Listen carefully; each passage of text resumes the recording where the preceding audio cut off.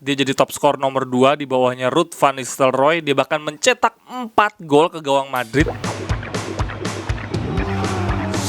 Jerewetan ceking kita, nyerewetin apa aja. Teman-teman, kalian sedang menyaksikan Cerewetin Inter. Tanggal 22 Februari kemarin timeline gue penuh dengan gol-gol Milito. Berhubung jersinya Milito nomor 22, jadi dia dikenang sebagai pemain yang identik dengan nomor punggung 22 gitu ya. Jadi tanggal 22 ya harinya Milito gitu mungkin maksudnya.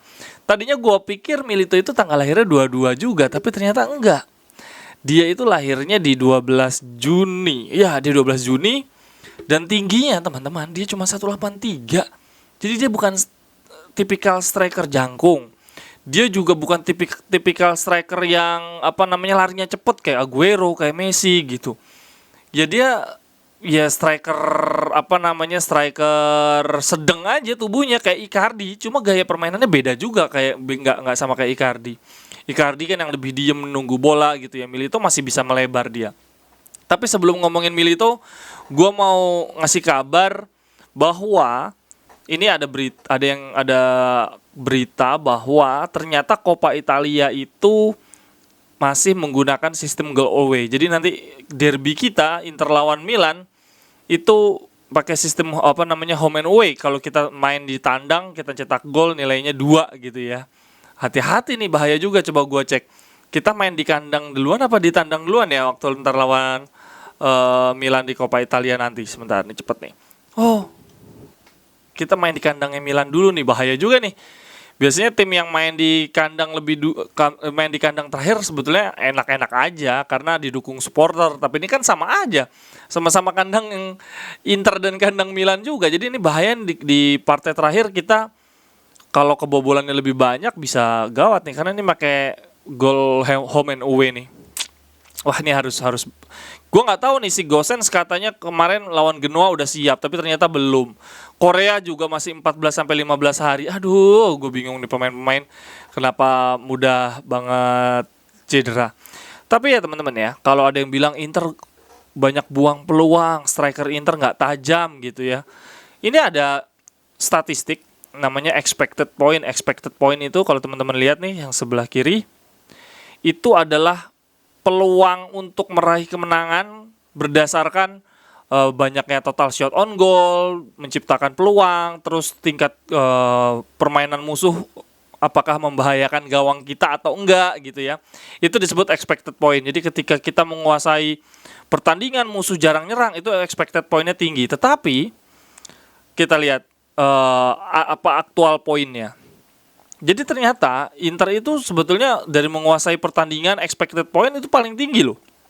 Sama dengan Napoli, artinya hampir di setiap pertandingan kita nguasain pertandingan, kita nyiptain banyak peluang, musuh nggak bisa nyiptain banyak peluang tuh. Kita paling tinggi, artinya nggak ada tim yang bisa menguasai pertandingan sebaik kita. Untuk aktual poin, kita nggak jelek-jelek banget. Milan yang justru paling bagus sebetulnya. Jadi expected poinnya Milan nggak tinggi. Jadi ketika main dia kayaknya biasa aja, kayak nggak ada peluang gitu. Tapi ujung-ujungnya Milan selalu dapat poin paling melebihi ekspektasi. Itu gini cara bacanya.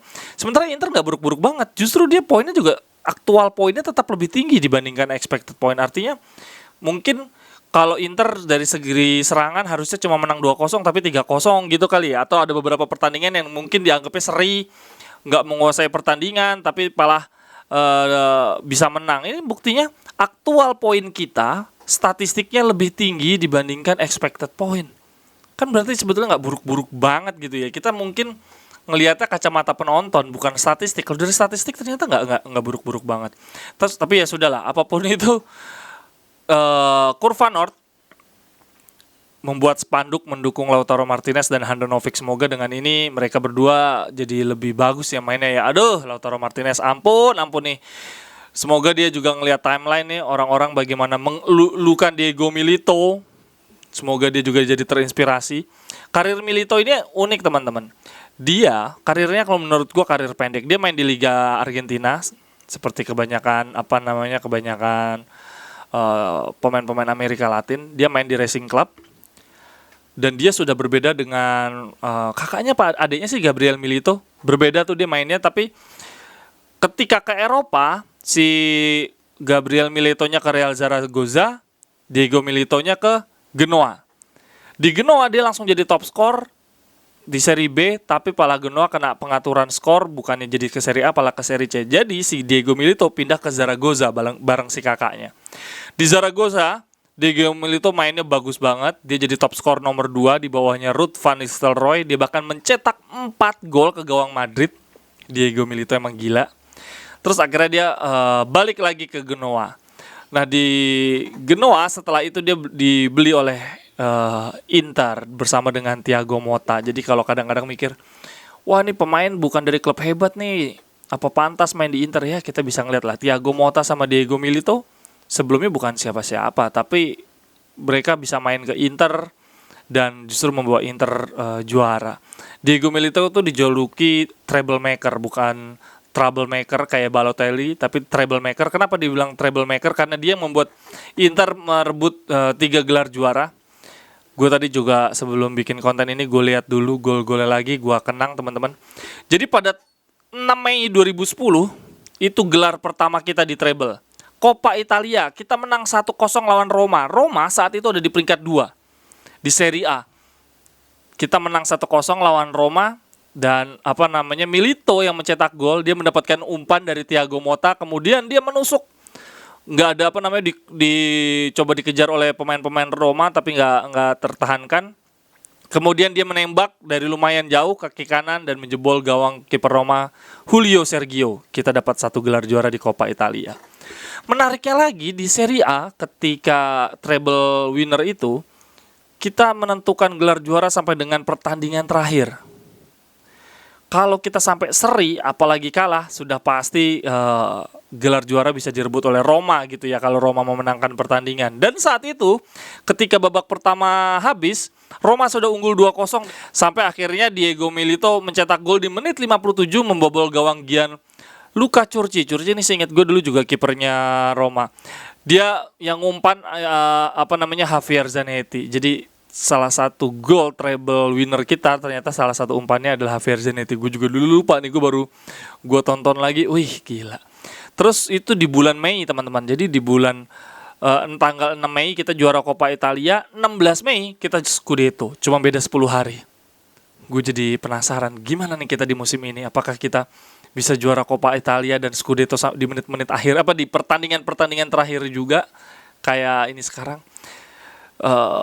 Kemudian di Liga Champions 23 Mei-nya kita mencetak Milito mencetak 2 gol. Kita menang 2-0 lawan Bayern Munchen. Gue yakin teman-teman juga ingat golnya bagaimana keren banget. Julio Cesar tendangan jauh, goal kick atau bukan ya? Kayak goal kick deh.